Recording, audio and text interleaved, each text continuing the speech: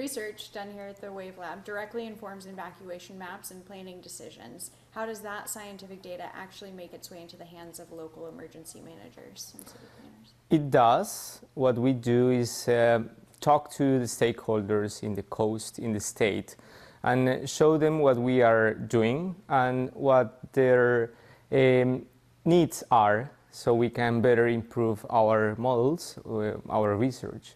So it's basically a feedback between decision makers and the lab.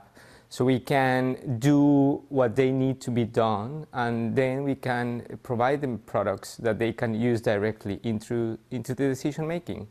So in summary, it's basically they are our clients. So we try to provide our clients with the best tools so they can improve the community's lives and save lives at the end. Great.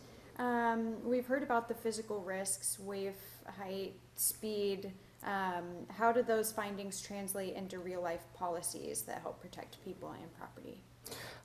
Basically, what we try to do is to see if all these metrics, physical characteristics, are informing building codes, for example. If we can tell decision makers, look, the tsunami height is going to be this, so you have to build houses higher than this height, for example, or you have to build buildings that are stronger so they can resist the force of a tsunami, or if the tsunami is too big, you need to move this community out of this area. So that's how these translate into policies that actually communities can take action and protect themselves against tsunamis.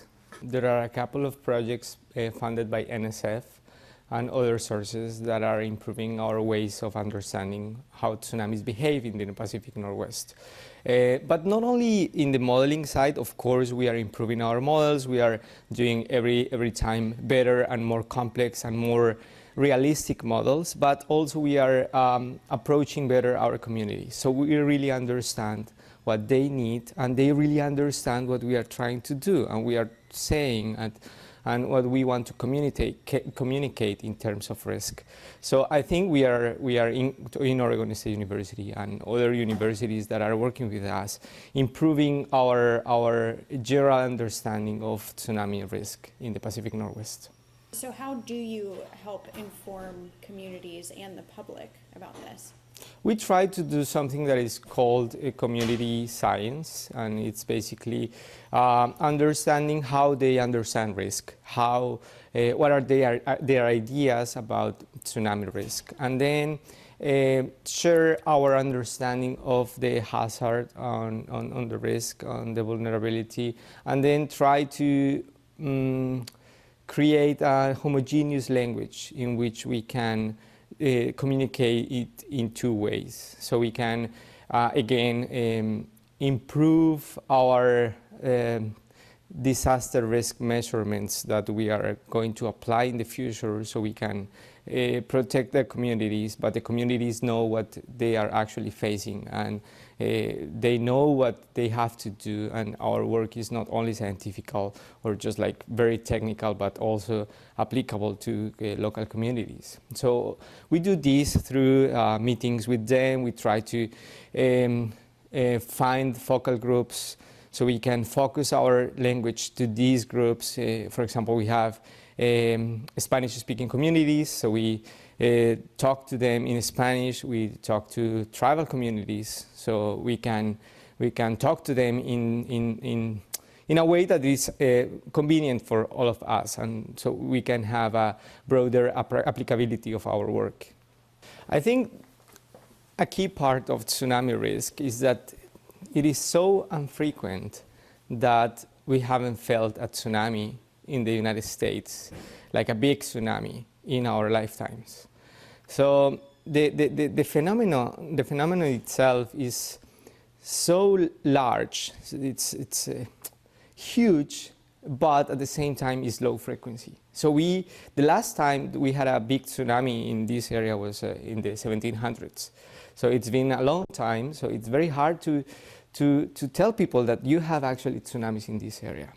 So that's a challenge, and I think what we need to understand is that these guys are are present, and these are big hazards that we are facing a huge risk, and that it's going to happen at some point. Maybe tomorrow, maybe in 30 years, maybe in 100 years, maybe in 400 years. We don't know, and nobody knows yet.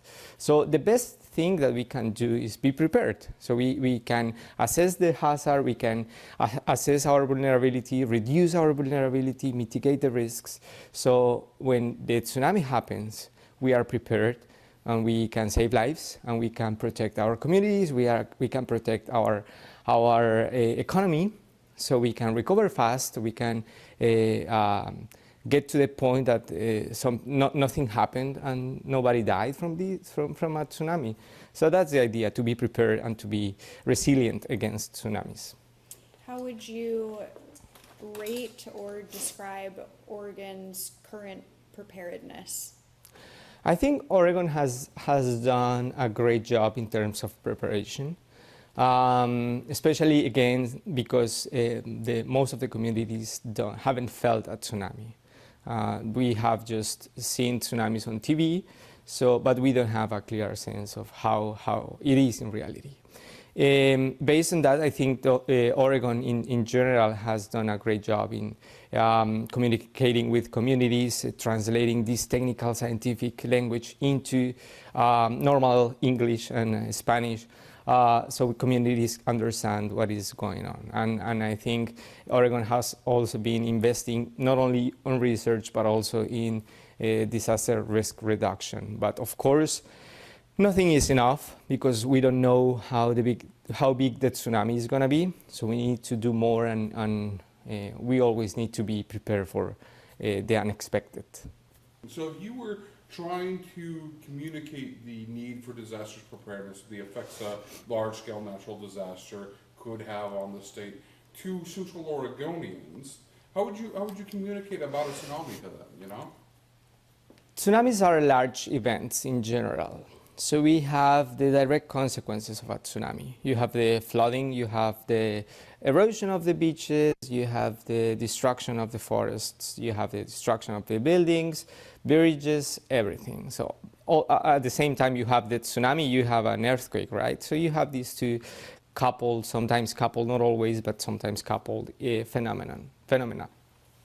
But besides these direct consequences, you also have indirect consequences, which are broad, and in general this creates an effect on the economy of the state. And this is very important for the people in Central Oregon to understand that if you have a tsunami, not only the coastal communities are going to be affected, but also the central communities, because the state has to recover and has to help these coastal communities to recover. So that means that investment, that means money. So if you have a tsunami, you have to use the state money to focus on these communities, and that means that the taxpayers are going to have to support these coastal communities. That means that when you have a tsunami, you have an impact on your general economy and the services that the state can provide to all the people. So not only the direct consequences, of course, for coastal communities are important, but also the indirect consequences. And just to mention the economy, but also you have electric power, you have connectivity issues, you have health issues. So you have a lot of consequences related to this big event that are going to affect somehow the communities in the mountain that are not going to be affected directly by a tsunami. I think a key point of tsunami risk is that tsunamis are the deadliest and most expensive events in the world. As the 2004 Indian tsunami showed us, with more than 200,000 people that passed away because of the tsunami. And the 2011 event in Japan cost more than $300 billion. Maybe I'm wrong in the specifics, but it was the most expensive disaster in the history of the humankind. So tsunamis in both cases are the again, the most expensive and the deadliest. So that means that these events are rare, but when they happen, they create a huge damage that sometimes the economy of a country can be destroyed completely depending on the country.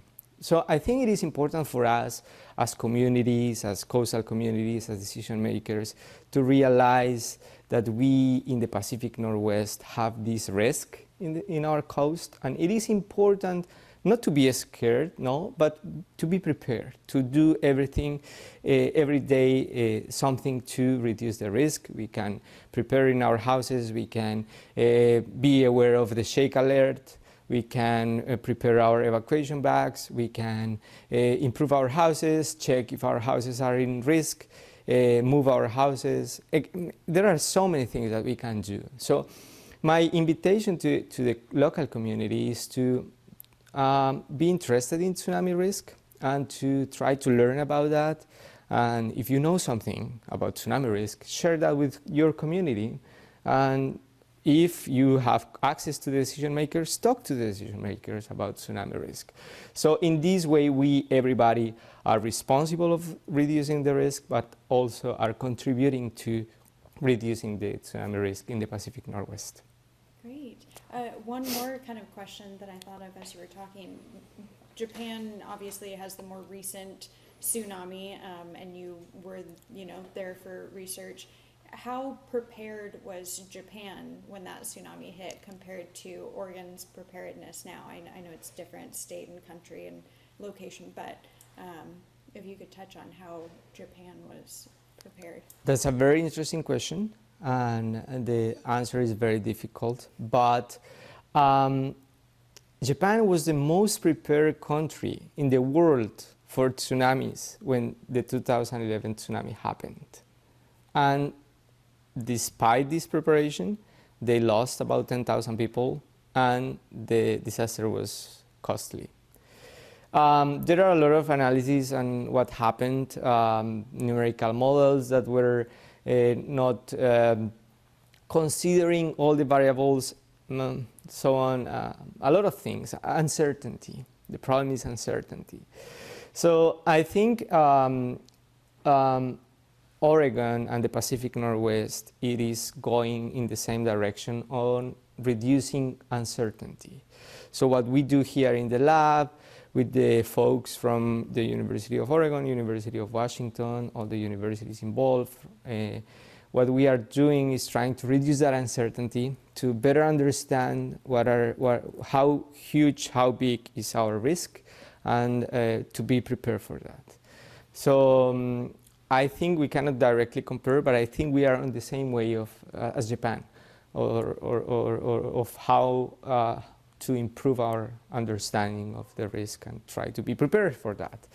But again, we have to continue this work every day with all the people involved.